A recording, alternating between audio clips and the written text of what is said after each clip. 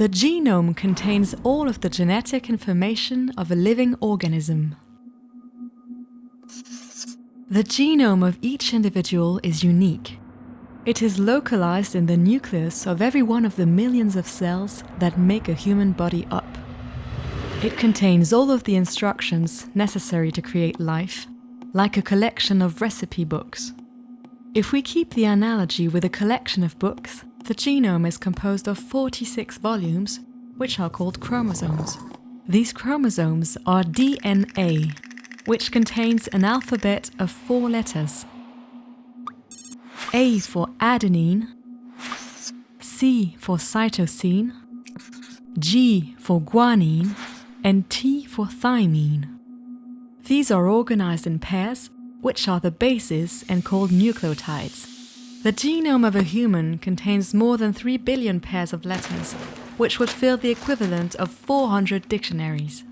The genome contains about 20,000 recipes called genes, which themselves contain introns and exons. These recipes use exons to produce or code for the body's proteins. For example, in the muscles, the heart, or the brain. The set of exons of the genome is called the exome.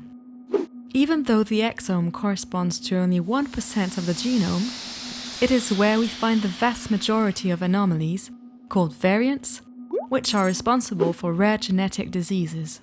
The remaining 99% of the genome is called non-coding.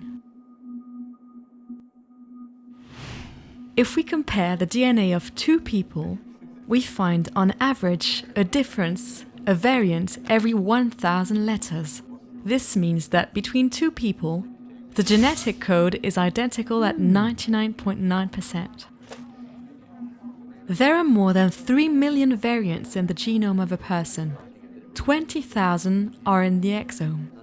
Collectively and in combination with the environment, these variants are responsible for the uniqueness of each human being. They may be frequent or rare, meaning that they can be found in a large number of persons or can be unique. They can be of any type and of any size, ranging from a single letter change to the suppression or the addition of an entire chromosome. The vast majority of genetic variants in each person are inherited from one parent or the other. Rarely, they are new and not found in either of the parents. These genetic variants are the results of errors in the cellular machinery, either during the development of the spermatozoa or the ovocytes, or during the first divisions of the embryo. Each variant, whether inherited or new, may have a positive, negative, or neutral impact. A neutral variant will have no visible effect on the person. A positive variant may, in a given environment, give an advantage to the person. For example, it may prevent the development of an infectious disease. A negative variant alters cellular functions and is responsible for a genetic disease. The fact that negative variants are generally rare explains why most genetic diseases are rare. The number of genes in the genome, 20,000, explains why thousands of rare diseases exist.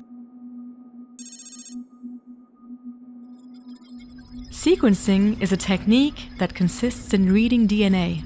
Until recently, it was impossible to sequence large quantities of DNA from a person. Explorations in a context of genetic disease were limited to the study of a few suspected genes and were driven by medical hypotheses. Thanks to major technological advances, it is now possible to sequence the whole exome or genome of an individual very rapidly and at lower costs.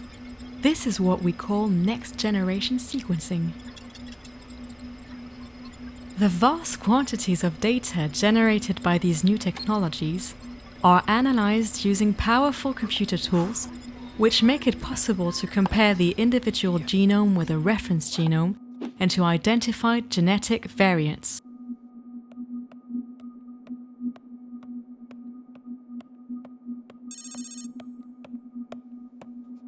Even though it is now possible to read the whole genome, it is still difficult to interpret the results, notably because of current knowledge limits.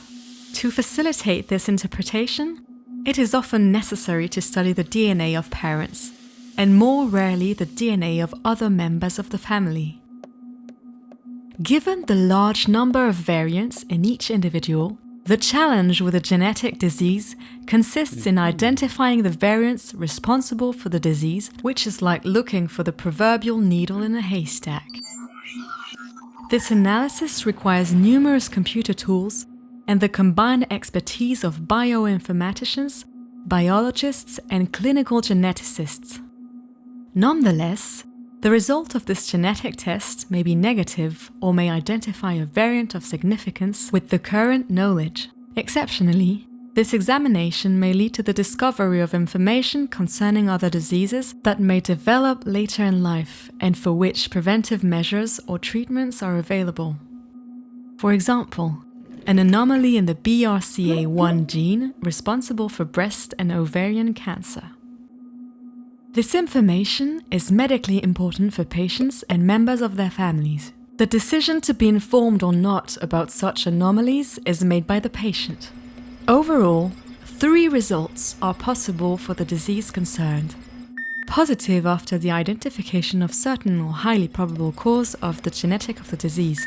Non-conclusive if the causality of the candidate's genetic variants is uncertain.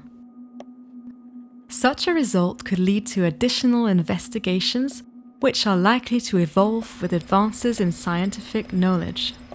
Finally, it will remain negative in the apparent absence of any association in the light of current scientific knowledge between the detected variants and the cause of the disease studied. Research in the field will improve knowledge. It is therefore possible that the cause of a disease may be identified several years after the first examination by periodically reanalyzing the data. Because of the complexity and the potentially sensitive nature of the results, it is essential for the information to be communicated by a professional in medical genetics well aware of the specificity of this genetic test.